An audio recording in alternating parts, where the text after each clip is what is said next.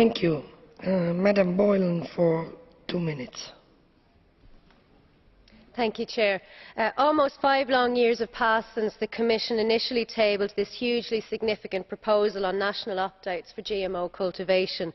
The long and winding path to today's vote is due to the highly controversial nature of genetic modification for consumers, farmers, national governments and MEPs in this Parliament.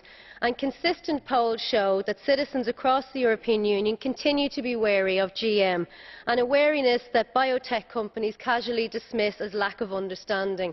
I would argue the opposite. Citizens are acutely aware of the implications of GM. They have seen the impact that GM cultivation has had in America and India, increased herbicide resistance and the need for stronger and more frequent pesticide use.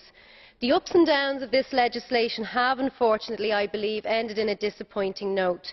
The Parliament's first reading and Frédérique Ries's report from last year were both excellent rebuttals to the initial weak proposal by the Commission in 2010 and the very worrying Council position from June 2014. The Council position introduced a system whereby a democratically elected government would politely ask a biotech company to remove its territory from the authorisation procedure. The concept of a private company being placed on an equal footing as a sovereign country is deeply undemocratic and set a worrying precedent. And while I welcome that this system has been improved in the final document, nevertheless I believe the legislation before us is flawed.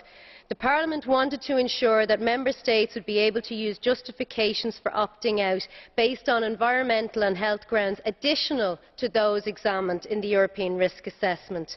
Unfortunately, the keyword complementary has been removed to a recital, and the language is contradictory and worrying if it was ever challenged in court. Further weakening of the text with the change of the legal basis and the environmental relegated to the recitals, and the crucial liability scheme is being removed.